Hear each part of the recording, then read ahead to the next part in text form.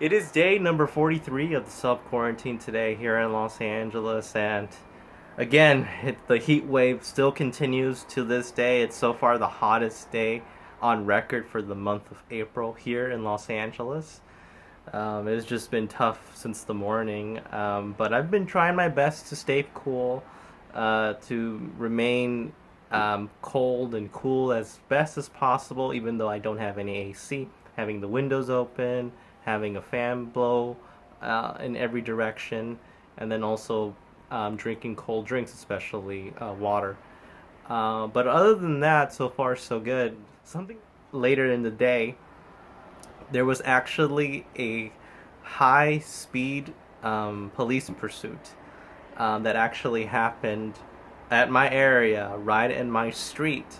Unfortunately, I didn't get any video of it, but the way it happened was I was just, minding my own business, reading a book in the chair outside on the patio, and then I hear this weird noise like metal going through the streets, and then I hear these like four different type of helicopters zooming in with also police sirens. And when I turn to the street level, I see this car that all of the tires are blown out. The rims are basically uh, sparking on the pavement of the street. The tires are gone. You have seven patrol cars, and I was looking online on NBC4 Los Angeles, and it showed you what was happening. And apparently, this guy was driving under the influence, and it didn't take later than 10 more minutes for the pursuit to stop, and they apprehended. Nobody got hurt, but it does seem that he's gonna face some jail time now. But maybe this is what a lot of people are going through right now, staying inside that are not allowed to go inside. It brings out the craziness in many of us. So, just a heads up that I'm haven't gone to that point yet. I'm still okay. I'm doing my best to kind of pursue my hobbies that I haven't had a chance to get into before the pandemic, and keeping myself busy as well.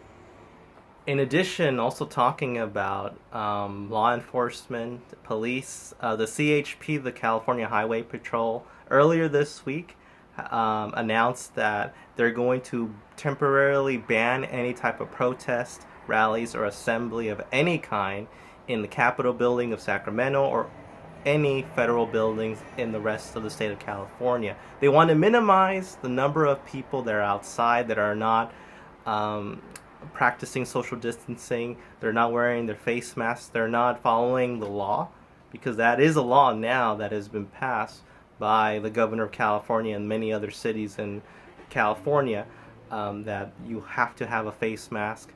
If you have to go to an essential business like a grocery store, to get food, to go to the gas station, to go to the post office, all of them right before you go in, it says a sign, no mask, no service. So those people are just not following the law as well. And it is very scary to think that for them, they don't think that the coronavirus is a big deal. A lot of them have done a lot of interviews on over different news sources, and they all been saying the same thing, that they don't believe the coronavirus is fatal, that it's a hoax, that they need to open the economy, and that they're believing all this fake science, this fake news sources, this fake news as an argument to for their protest. And that is a dangerous thing, because they don't know the gravity of the situation, of how this could impact not just themselves but everyone else as well. And that also means that if they don't follow the rules, they don't follow the law, that can also make things harder for California to open up business. It's going to actually extend the stay at home order, the self quarantine, and it's not going to lift anytime soon if people are not following the law. And just like everywhere else in the world that had to be self quarantine, they did it for a reason, in order to minimize the numbers. But a lot of these protesters are just using baseless arguments, fake news media, fake information, fake science, anything, any type of argument that they can make up in their head in make-believe land or whatever they are thinking. They're just using it as an excuse to do irrational actions and potentially be infected with the coronavirus and spreading it to other people. So that's the situation so far here in Los Angeles and also the rest of the state of California. But not just that, but also the rest of the United States as well. So we have to be very careful for that. Hopefully they come to see the light and stay at home, but it doesn't look like it's going to happen anytime soon. Speaking about the coronavirus here in Los Angeles, the number of cases and deaths are still rising, but it's keeping as a steady pace so far. We haven't seen any high spikes so far, but it is too early to know. And again, what I said in the previous videos, that the coronavirus is the #1 cause of death so far in the city of Los Angeles. And the disease, the coronavirus, is also the #1 cause of the deaths. So no other disease comes close of the fatality so far. And also talking about the United States, the number of cases are still increasing as well as, and also the deaths. It still holds as first place as the #1 country in the world which has the most cases of the coronavirus and the number of deaths of the coronavirus.